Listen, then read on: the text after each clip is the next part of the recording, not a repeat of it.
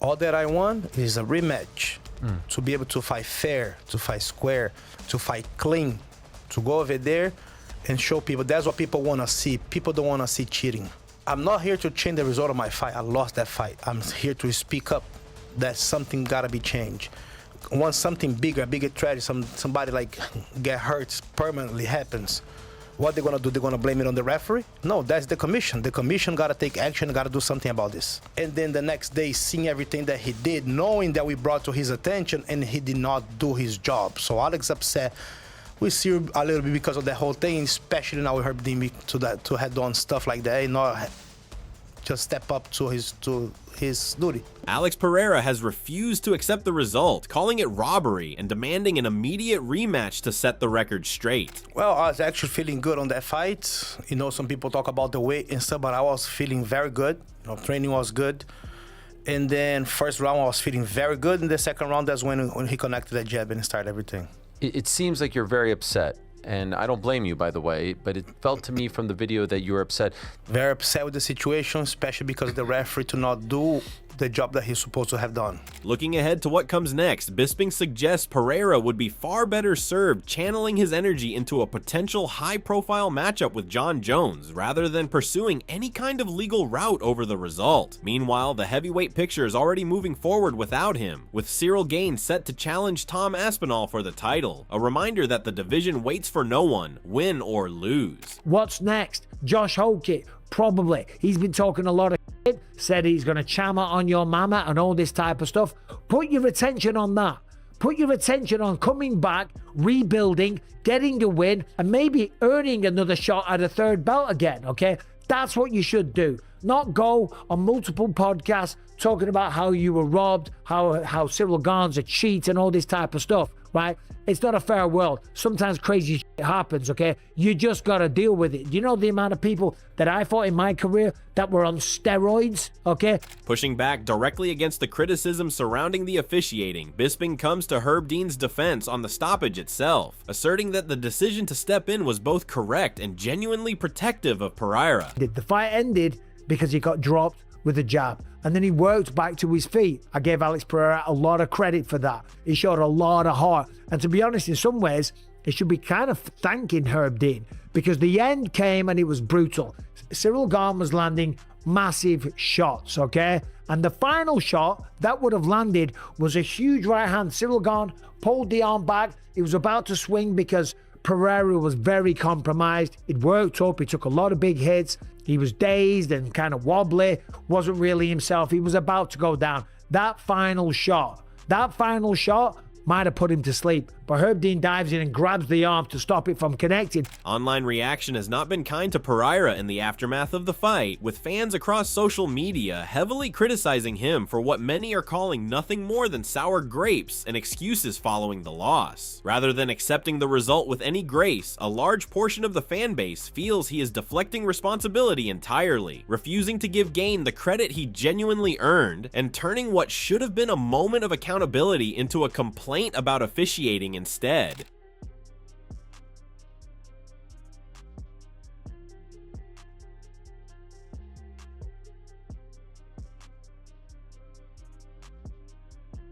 Speaking through the translator, Alex Pereira expresses real frustration over what he sees as a dangerous pattern being ignored, questioning what it would actually take for people to step in and take action before someone gets seriously hurt. He points to his own ground and pound as an example of clean, controlled offense, deliberately targeting the legs to open up the guard rather than going for anything reckless or excessive. The way that I was in the ground and pound was super clean. I hit elbows on the head, on the guard, and when I saw that he was fully covered, I started elbowing the legs for him to open the face.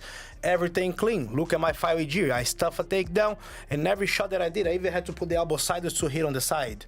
But now what we're gonna do? We're gonna wait until Cyril ends up killing somebody so he take action? Shifting to a completely different chapter of his career, Alex Pereira reveals through his translator that he has officially signed a new deal with a September date already on the radar, even though the exact specifics are still being worked out. Whatever happens with the current title situation isn't his concern. His focus is simply on getting in there and competing when the time comes, a new challenge he genuinely seems excited about. Yeah, I just signed a contract with Misfits, 3 fights. Wow. Yes. Yes. You're going to box for Misfits. I am September. Reflecting on the night through his translator, the fighter describes the entire walkout experience as something he will never forget. Stepping out through a garden area behind the venue, passing a corridor lined with portraits of past presidents, flanked by 2 honor guards in formal attire, every detail of that walk felt surreal to him. From there, it was down the stairs, a final check-in, and into the cage, and for him, every single piece of that night came together perfectly, almost as if the entire event had been designed with him in mind.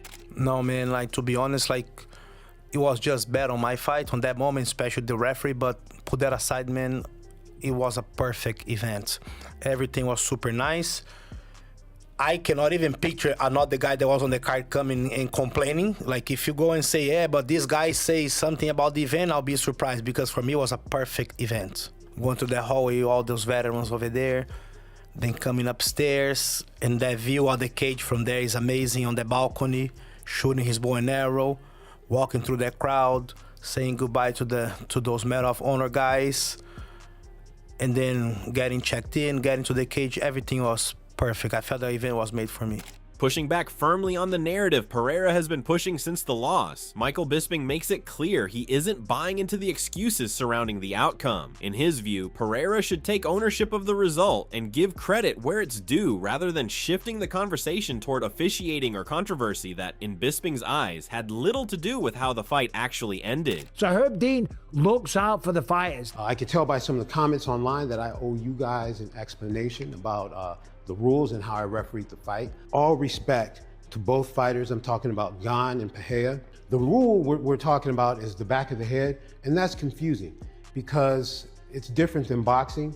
And the way we enforce this rule is we focus on the nape of the neck, and that's really what the rule should be called. The nape of the neck, or occipital junction, also covers the spine, and it covers a line right here with 1-inch variance to either side. So now this isn't about Herb Dean, it's about Alex Pereira and what he's doing. Listen, he lost a fight. There's no shame in that whatsoever. But sitting there complaining and crying about it and going on about how he was fouled, it's just not a good look. It is not a good look. Meanwhile, in a recent video, Alex Pereira didn't hold anything back, going off on both Cyril Gane and the referee in the aftermath of the fight. His frustration centered on what he believed were illegal shots that went completely unchecked, pointing directly to strikes landing on the back of the head during critical moments, and accusing the officials of losing control of the action when it mattered most. Infelizmente, né, aquela mão entrou, aquele jab, como eu falei, peso pesado, né, cara? Então, o soco é mais forte. Mas eu diria assim, um jab de sorte ali, entendeu? Um golpe de sorte, entendeu? Porque se você joga fechando o olho, abaixando, beleza. Pô, entrou a mão, foi ali onde começou tudo, né? Ele começou mesmo a realmente se dar bem, né? Mas um jab de sorte ali, depois ele veio, aproveitou, né? E começou a colocar os golpes mais fortes ali. Pô, não quero falar tudo aqui.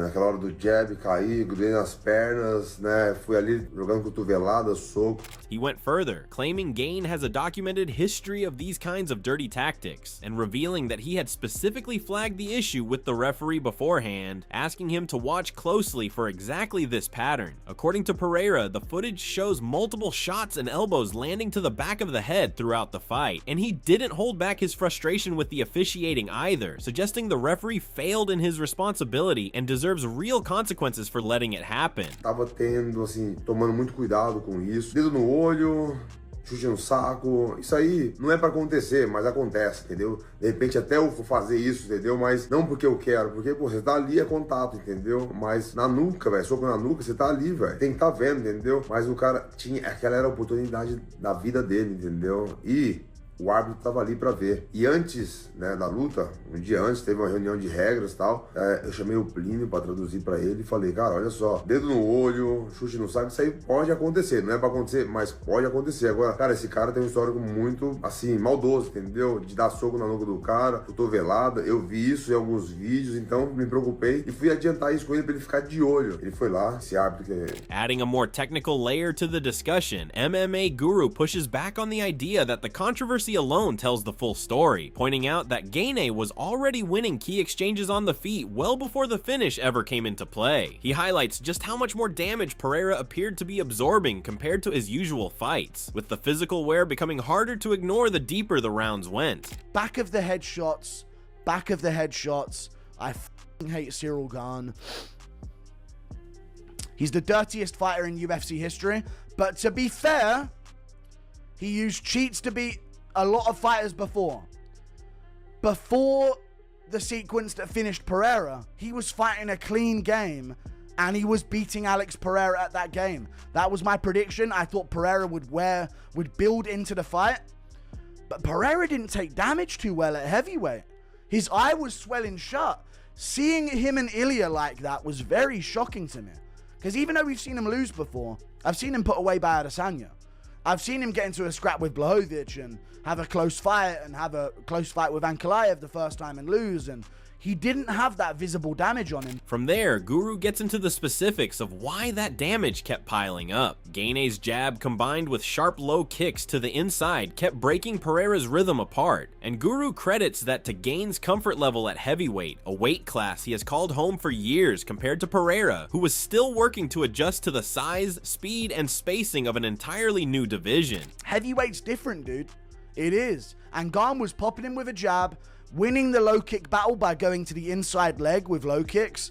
I do think Pereira was very hesitant to start, and maybe that's the problem with every other fight of your career being in a new division, because there's that feeling out process of how's this actually going to be compared to a guy who has all the experience in the world. But Cyril Gane puts away Alex Pereira in round 2 by KO. Wins the interim title.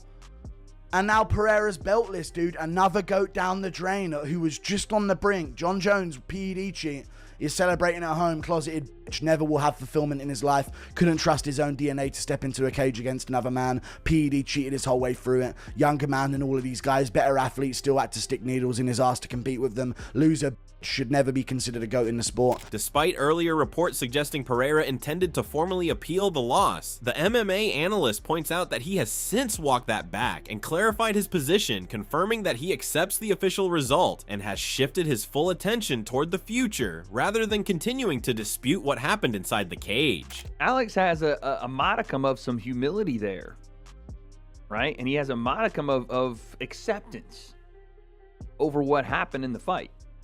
He's like, again, it was a quote from MMA Junkie. It wasn't like it was a fake quote, but I guess he changed his mind and said, we're not going to appeal. He's the champ. Let him be the champ. And I come back stronger from bad results. If Alex said something like that, a lot of the people that are watching this crash out in real time would understand, like, you know what? And he'd probably be more sympathetic to the back of the head stuff. Even though, again, letter of the law, a lot of those aren't illegal shots. Now Wade doesn't hold back, suggesting the quickest and most effective path for Pereira to rebuild his standing is to drop the crybaby rhetoric entirely and stop relitigating a result that has already been decided. Instead, the host believes the smarter move is locking in on a fight against Josh Hokit, who has been actively provoking him and clearly wants the smoke, the kind of opportunity that could let Pereira answer every critic the right way inside the cage. Press conference talking about you. Would that be of interest to you if you don't get the rematch, which you clearly want next? Would it be of interest to fight Josh Hokit and potentially shut him up? Pra mim não importa, como eu falei desde o início. Meu contrato tá assinado. Quem o UFC quiser colocar, eu vou lutar e não vou escolher. Pode colocar quem quiser. I expressed myself since the beginning. It doesn't matter to me. My contract is signed with the UFC. Whoever they put to fight me, I'm gonna fight. This dude, Josh Hokit, has talked about Alex Pereira's mother, has tried to clown him personally, has said he's gonna shama on his mama. No idea what that even means, but he said he's gonna do it. And he's been calling this fight. He's been wanting this fight, and Alex has the perfect opportunity to drop this sore loser crybaby shtick he's doing right now and get back to Shama, the thing that people want to see for him, the stone-faced stoic warrior that goes in and makes people pay for talking crazy shit. Wrapping things up, MMA analyst makes one final point that ties the whole conversation together. Pereira is undoubtedly one of the great fighters of his generation, but his current post-fight PR tour is doing him no favors and only chipping away at his public image. The path back to reclaiming his status, in the creator's view, runs through the cage and nowhere else. And the sooner Pereira refocuses on his next opponent instead of the last result, the better off he will be. And Josh Hokit is the ultimate heel. How many people right now hate Josh Hokit? UFC fans and casuals alike. they're talking about him. They're talking about him because of the Michelle Obama thing.